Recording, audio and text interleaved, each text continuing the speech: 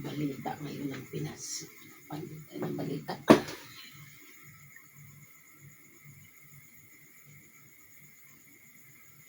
Anong balita ngayon ng Pinas?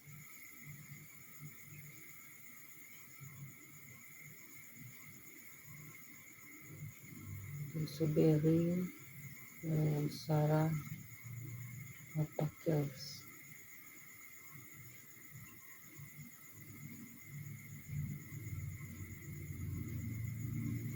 Ito na.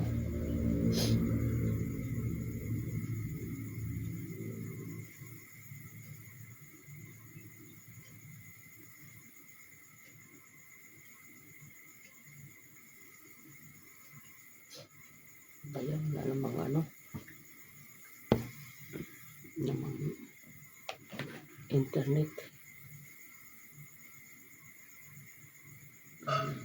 Bakal.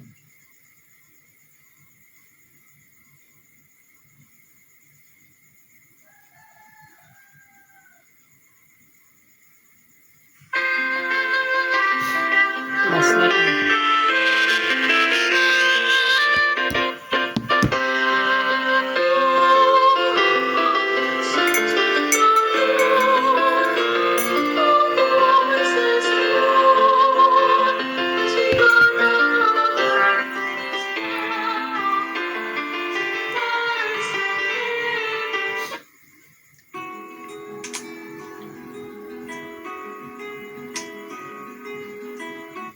Ayun na nga mga kababayan, Master Judea, nagbabalik na naman. Kumusta po kayo? Okay. At sa video na ito, bebembangin natin ang kasinungalingan ni Claire Castro. Okay? Dahil Claire Castro, huling-huli ang pagsisinungaling para pagandahin ang imahe ng kanyang amo. Aba, akalain nyo mga kababayan na mahilig pala talaga sa blanco itong mga tao na ito. Blanco yung BICAM report, blanco ang mga pag-iisip at ngayon, blankong listahan ng mga achievement.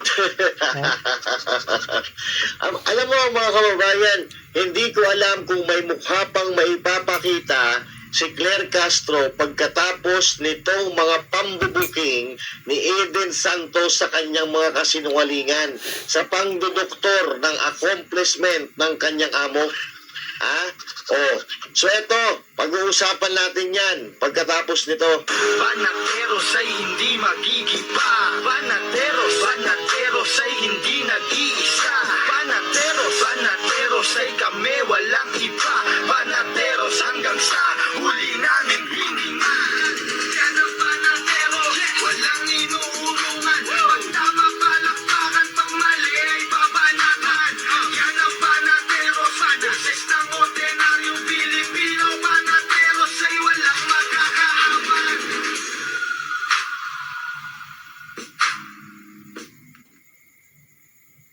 At syempre pa, magandang araw Luzon, Visayas at Mindanao at sa mga kababayan nating OFW, mga immigrants sa iba't ibang panig ng mundo.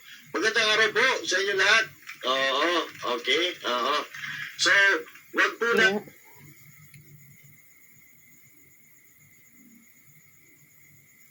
Pinanood ko one time pala tama, isang araw si Joey tsaka yung isang vlogger, nakalimutan ko ng pangalan.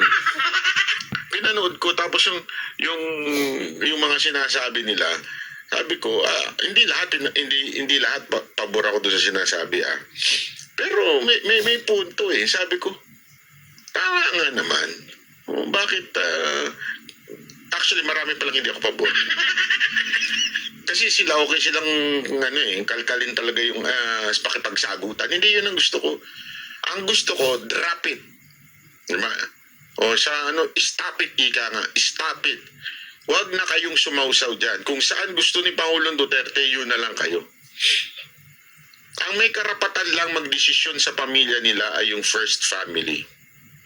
Etong sila Pulong, yan ang talagang masasabi mo, si BP Sara